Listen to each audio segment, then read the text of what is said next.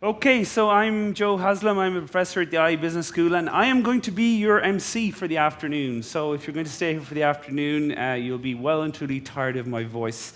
The other good news is that my job really is just to introduce the next panel and just to keep talking so you don't leave the room. Apparently, if the stage is empty, then people think everything is stopped and they leave the room. And the other thing is that you're all sitting down because it's like an aircraft. Can't take off while there's people standing up. So that's really it. So the first panel we have is the first afternoon panel, sorry. If you guys want to come up on stage, please, and we'll just do the microphone test. I'll ask you in 2 seconds for applause, so you don't have to applaud yet. If you start applauding too quickly, you run out of, no, not yet. Oh, God. You're only half listening. How many of you are looking at your phones and you hear the word applause and you jump up and go applause? No, I'll ask you when to do the applause.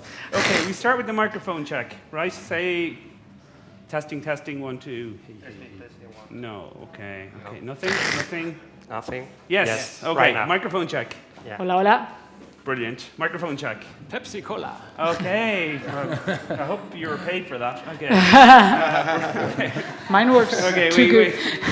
They've worked out that you speak low, so they've given you some oomph. They put it up to 11. Okay, try again. 11. Hello, seriously? Yeah. Okay, serious. No, we don't want serious. Okay, Serious. sorry. If you start going serious, they'll all leave. Okay. So, and anyway, microphone check. Test. Can you hear me? Hello. 1, 2. 1, 2, 3. It's really strange. Like I actually don't know. Like I don't know what that tells me. Maybe one of these kind of like, calming voices that like when you ring 911 kind of thing. Like, try it one more time. Test. No, I don't think so. Doesn't work. Nothing. Okay, we'll try here and then go back. Okay, Antonio, what have you got Okay. for us? We see that. Now that's what we're Check. looking for. Okay, 1, 2, brilliant. 3, check. 1, 2, Okay, 3, final, check. because you can't go ahead and have a microphone. Okay, test. 1, 2. Nothing. Doesn't Okay, there's still. They've just changed doesn't the battery, work.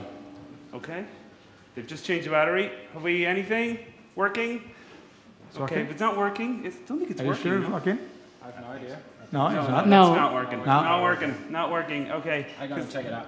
Wow, proactivity, So not a man who waits for anything. Like, let me go and sort this out, If you ever have a flat tire, he's your guy. Okay. Anyway, maybe he'll appear, maybe he won't. Okay, anyway, we'll go with what we have. So, when I ask for it, not before. So, want to introduce the panel, fastest growing industries, what's next? Oh, this is proptech, fantastic. Okay, never knew that. Okay, so fastest growing industry, what's next for Propcast? Big round of applause, please, for Sergio and his panel. Yay!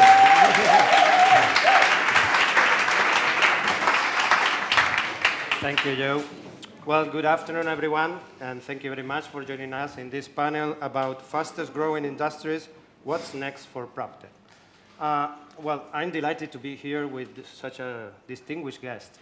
First of all, I want to congratulate the organization for bringing them together, and then thank them also for inviting me to share this very interesting panel, I think. My name is Sergio Vela. I'm the Director of Finance and Investor Relations at ICEX-Invest in Spain. For those of you who are not acquainted with this institution, this is a public corporate entity belonging to the Ministry of Industry, we are in charge of supporting Spanish companies in their internationalization process and attracting FDI. And that's precisely what we do in Investing in Spain, attracting FDI. How we do that? Well, we provide the international investors with personalized advisory services on all those issues that are key for their decision-making. For example, labor, taxes, incentives. We also work very closely with all the departments of the administration and with local and regional governments. But we also have another client, which is the Spanish company. We want also to help the Spanish companies when they are looking for an international partner, to help them grow their business. That is to say, we give them connectivity with international investors. In fact, we are going to be next month in New York, in meeting PropTech. We want to go there with a delegation of startups, of Spanish startups. You will have information on your chairs, And if you don't, please you can ask us or go to the ICEX booth, which is just outside. Well, that's enough for me for talking. I would like then also to introduce themselves a little bit so you can know what a distinguished guest we had here today with us. So please, could you start, Anna? Sure. So my name is Anna, and I'm co-founder and CEO of TIKO. TIKO is basically the easiest and fastest way to sell your house. We make it possible for the homeowner to sell his or her house in just 1 week. And that's why we call ourselves instant buyer. So how do we do this? First of all, we directly buy houses. So we remove the main obstacle in the selling of the house, which is actually finding a buyer for the house. And secondly, we use a lot of technology to make the process much more efficient. Very brief, how do we work? How does the process work? First of all, the home owner fills a brief form in which they tell us basic information about the house, such as the address, whether there are common areas, whether it has elevator, etc. With that information, we use our valuation model to make an offer in just 24 hours. If the offer is accepted, we inspect the house. If everything is correct, we basically buy in just 1 week. Then we do a light renovation and resell in 90 days. So basically, our model is based up on speed, and we take a small margin of a high volume of transactions. We're currently based out of Spain, and hopefully we'll be entering other markets soon. Thank you very much, Anna. Guillermo, can you tell us about you? Yeah, pleasure, everybody. So Guillermo, Lliebre, 3 kids, love biking, actually. More than 10 years ago, I discovered the amazing digital world, coming from wearing ties and stuff like that. And actually, on top of that, 3 years ago, we started with a project that is called Housell. So basically, getting digital into this real estate sector, it's awesome. So for the last 50 years, everybody's been working in this country, at least in selling properties through success fee basis. So all brokers do that in Spain, 5%, 7%, whatever. So we thought, look, you cannot be even, calling a taxi and open an app, and you see the taxi or the cab coming. Everything gets super digitalized. And when you think of selling your house, you don't even have any transparency around that process. So we thought, why don't we create a tech platform? Especially if you can do that peer-to-peer would be much interesting. So this is what we've got. So Housell is a tech peer-to-peer platform that basically helps sellers to get the whole process super transparent, simple, and cost-effective. That means that we charge €1,000, €1,000, regardless if the house is like 1 million worth or 100,000. And basically that accesses the platform in order to help you on assessing on the asking price, helping you on the viewings, and publishing automatically in more than 40+ portals, and getting all the real-time data on your app. So you get home, 11 p.m., tired, open the app. Look, I've got 2 visits in my property. You see the feedback. You can chat with the buyers. And we think that really in the coming years, this is going to be changing as many other industries.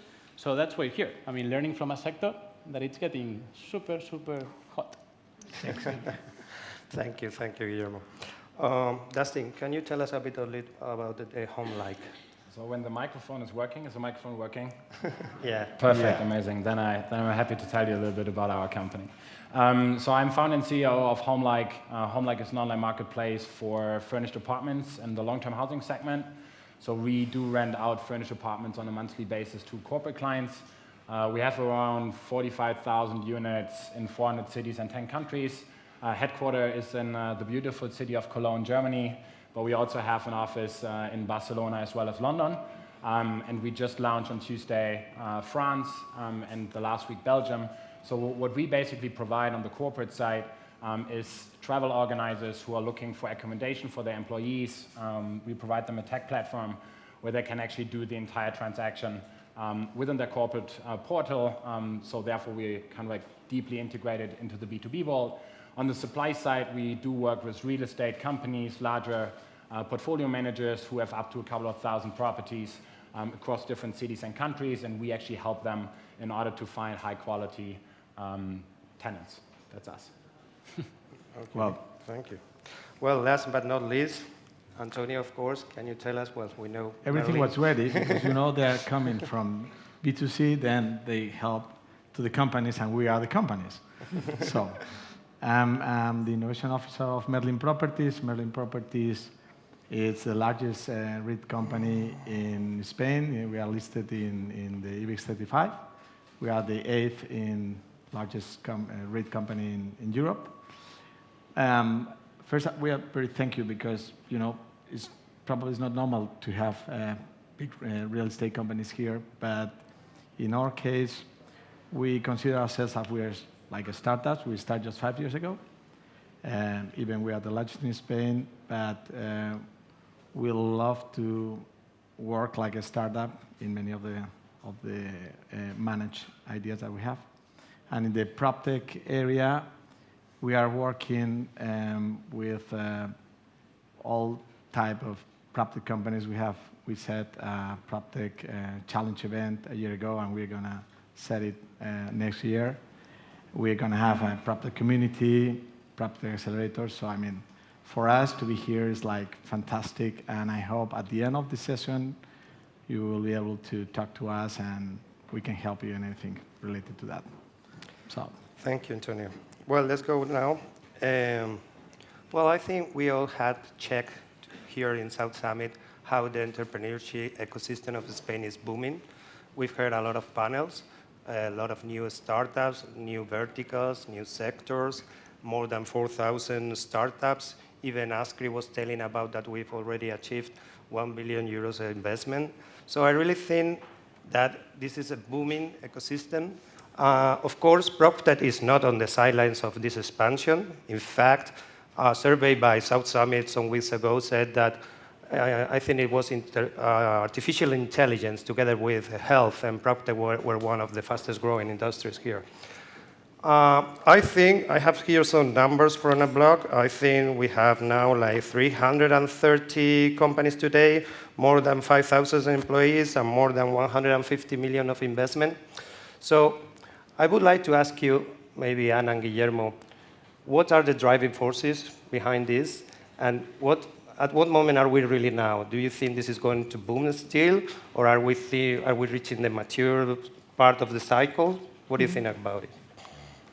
So before talking about proptech, I think it's worth mentioning that, especially in Spain, actually in the last 8 years, I mean, the whole investor or VC sector has been super professionalized. So basically, I mean, companies such as Housell or the ones that we hear, I mean, I think that we exist because some of crazy investors do believe that we can really improve certain niches in this country. And I think one of the key metrics here is to check that in the last 8 years, I mean, a lot of money have been through, and because these VCs, in Spain at least, have been growing a lot and learning a lot on how to do things, and I think this is driver number one, I guess. Without that money, without that know-how from those guys, I mean, we wouldn't exist, actually. Mm-hmm. No, I completely agree with that. In fact, we as TIKO have foreign investors and investors from the north of Europe. I think there is a lot of appetite from German and Swiss investors to invest in proptech companies here in Spain. So I completely agree with that. In terms of where we are right now, I think this has just started. So the real estate was the last big industry to be digitalized. So I think in the next 2-3 years, we will be a lot of proptech companies arising in all the verticals. So not only buying and selling, but also renting, co-living, construction, etc. So if you take, for example, buying and selling, it's apart from the listing sites or the classifieds, which happened 20 years ago, there hasn't been real changes. So there is a need there, and it has to be covered. We recently did a survey with over 300 people that had sold their house in the last years, and over 65% were dissatisfied with the experience. They thought it was a total disaster, and well, they complained about things like long times, complex paperwork, visits to their houses. So, for example, we as TIKO are really addressing those needs that were there. So as long as there are needs, there will be proptech companies trying to solve those needs. So first of all, I think they will keep arising, but obviously there will be consolidation. No? You were talking about 330. Probably in the next 10 years, it will be half of it or even less than that. So there will be consolidation in the market, and the top performance will be the ones that will survive, clearly. So a lot of them are rising, also a lot of them dying, and big money flowing from the outside to grow. Hopefully, Hopefully. we'll be there. For sure, Hopefully. for sure. Well, thank you very much, both. Dustin, well, this is about Spain, but can you maybe give us the picture of Europe also in comparison? Let's say, is the same theme for Europe, or this is a specific of Spain? Are they parallel in the evolution? I mean, in terms of the Spanish market, we have the experts actually on the panel here, so I will not talk that much about this market. But I think it's not even only about Europe; it's global, right? And the fascinating thing about proptech. So what means actually proptech? So property technology, and there's so many kind of like edge industries to that, right? So homelike is business, travel, and property technology.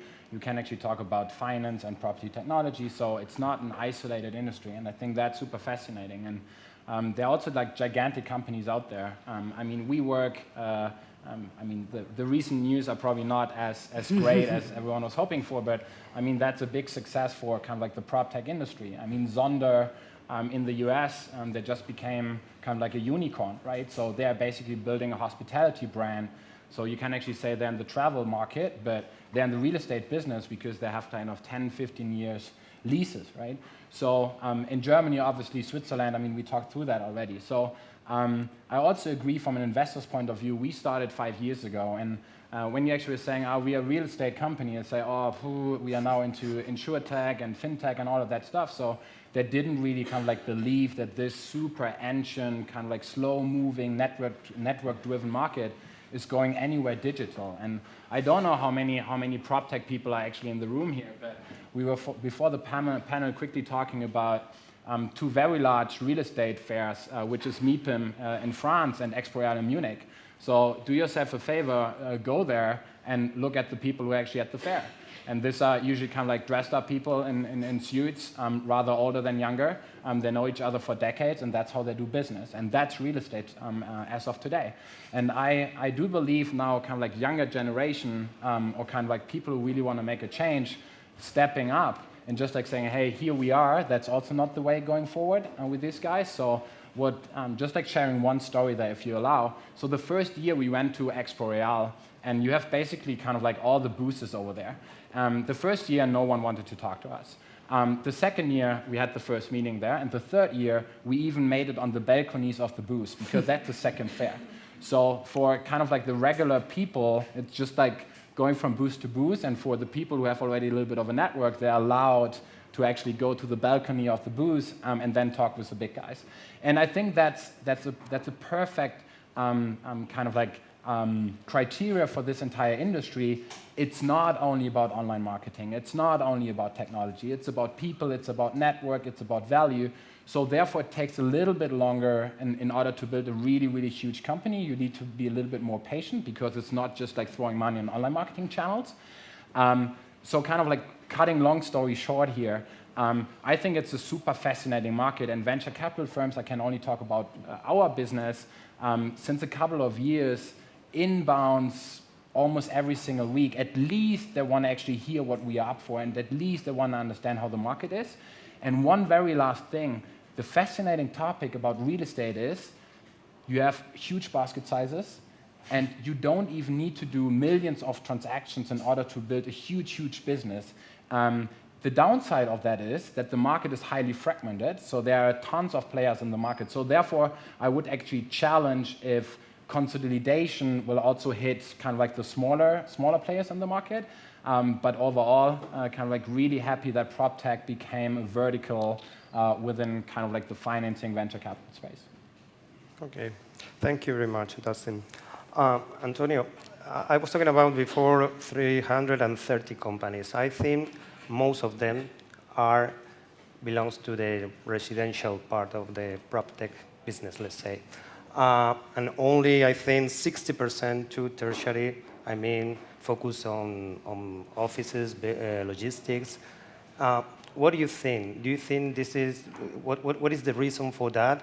Is there a clear explanation for that in Spain, or do you think that maybe the tertiary market is still lagging behind because the technology hasn't arrived? What do you think about that? I will say, The first part talking about housing and all this part of the market, I would say that is the most sexy one. I mean, I've been talking with Guillermo, and I mean, it's super sexy. When you talk about, we are TIKO, Housell, I mean, everybody's just hearing to you. But when you go to the other side, when you go to the third market, when you go to the retail, logistics, office buildings, I mean, perhaps it's not so sexy, but you know, we were checking before in our commercial centers, we have more than 100 million people walking through them every day. So it's amazing, not every day, but every year. So it's amazing. So you can have a lot of people, you can do many things. So many of the prop tech taking technology and property can come to those markets because it's so huge. And the way they can introduce new technologies is amazing. And perhaps it's not so sexy, but perhaps it's a bit bigger than the housing. I've been working in the housing, and Guillermo knows because we need from a long time ago. But if you see how many transactions are happening during the year, and you go to the other side with the house, office buildings, retail, logistics, it's a huge world right now. Just to discover, we have many companies, but in my opinion, this proptech in that side is going to boom.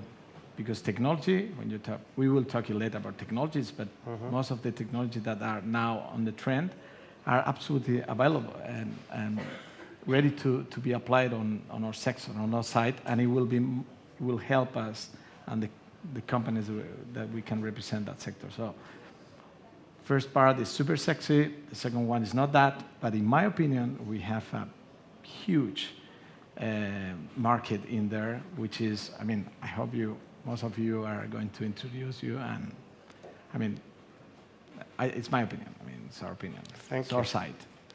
Thank you very much, Antonio. Yeah, like you said, we are going to talk about technology. What's next for PropTech is part of the title of this panel. So I would like to be a little bit provocative, if you allow me to, on introducing the discussion. I recently found on a specialized blog a quote that says, "There is a lot of buzz about this. I see significant overpromises, and I think many of today's PropTech initiatives will disappear, while many new ideas will be launched. Adding services to pure technology is, in my view, a critical way to create differentiated value and to convince customers to pay. I do believe strongly in big data applications to support taking better purchase or sales decisions. They add clear value and generate insights that one simply cannot attain."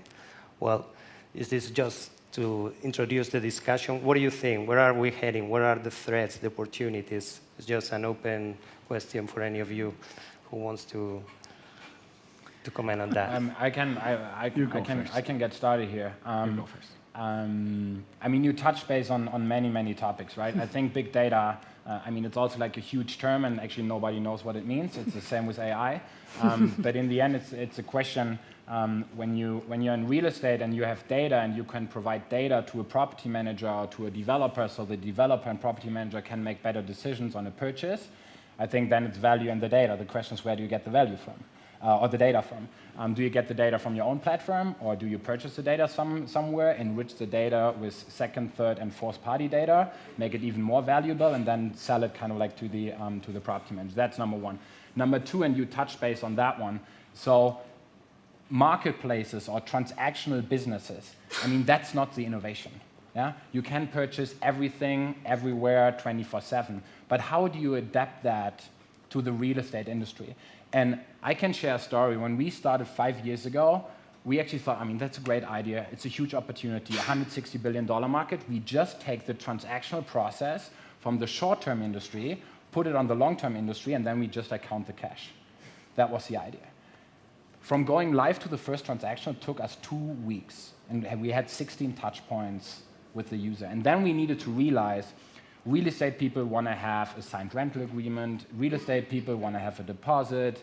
Real estate people want to understand what your income is. Real estate people want to have an insurance for damages.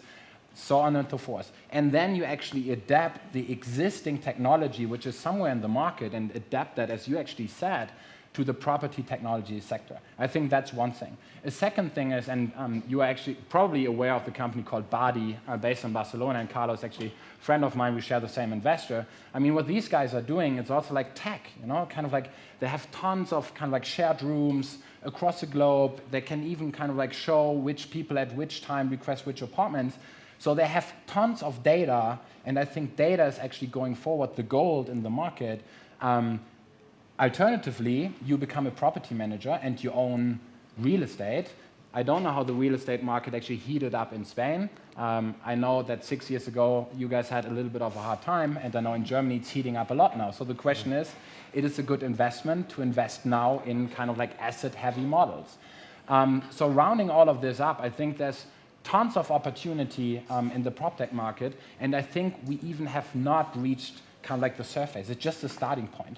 And I think in 10, 20 years, there will be a lot of stuff coming up with virtual reality, for example, which didn't kick in the market yet. Financing will be easier. So I think that's just like the starting point of a new industry. Two extra points. What I think is that there's something called like self-driving cars, that it's really what it's going to change the real estate sector. And it's actually outside, especially in more in the housing stuff. Having said that, I mean, going to your point on the tech, what we think is that in not that many years, I mean, you'll be clicking on an app, you'll see a one-stop shop, you'll be selling, buying, and doing the transaction at the very same time by looking and having viewing at the property online with VR or whatever, and you'll get your mortgage, your whatever, I mean, in order to close the whole loop at the same moment. So I guess, I mean, all those services are going to get together in, let's say, one app or one-stop shop. And we're not going to see that in 10 years from now. I mean, we're going to see that in the coming 3-4 years. So amazing. I mean, I agree with everything that you've said. I don't know how many years it will take. Talking about, you know, the buying and selling process, which is, you know, about what TIKO is about. I also see, I am optimistic, but I also see some roadblocks or obstacles, you know, such as formalization of the purchase and sale. There's been a lot of buzz about, you know, blockchain and how blockchain will change all the notary and registry. And I think eventually it probably will come. But I think as Dustin was saying before, you know, this is a slow-moving industry. It's not about, you know, putting money into e-commerce and making it grow. So I do think, you know, it will evolve to that, you know, a one-stop shop, completely digital transaction. But there are a lot of, you know, governmental and official things that also need to be tackled first. And maybe when you, just like one thing to add, and maybe for the auditorium here, can everyone actually raise their hand if you own a car? Who's owning a car here? So that's probably 25%, right? And the interesting thing is, I believe that housing, real estate will also become somehow shared, that people don't want to own stuff anymore. So mega trends are also impacting how proptech will be actually evolving. Probably when we would have done this 10 years ago, 90% of the people would have raised their hand that they're owning a car. But mobility had completely changed in the last decade. So if I would be able to foresee that today, then I probably would become rich tomorrow. So I can't.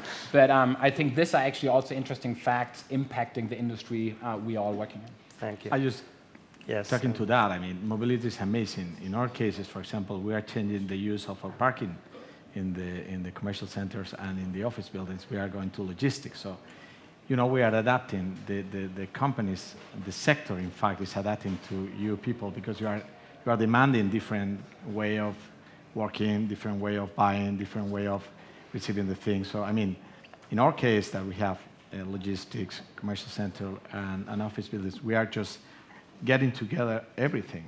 And just to finish that, have 20 seconds, just to give you a heads up. We have a big building in Barcelona with almost 300 parking places.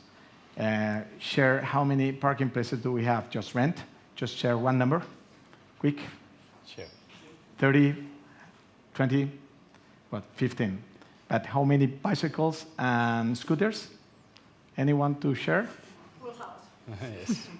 We have like 400, between 400 and 500 of scooters and 200 of bicycles. So that's why technology, habits, everything is changing in the real estate, and that's why we have to be ready. Well, that's been very interesting. So thank you. We've run out of time, so I would like just to ask you for a big applause to our panelists. Thank you very much.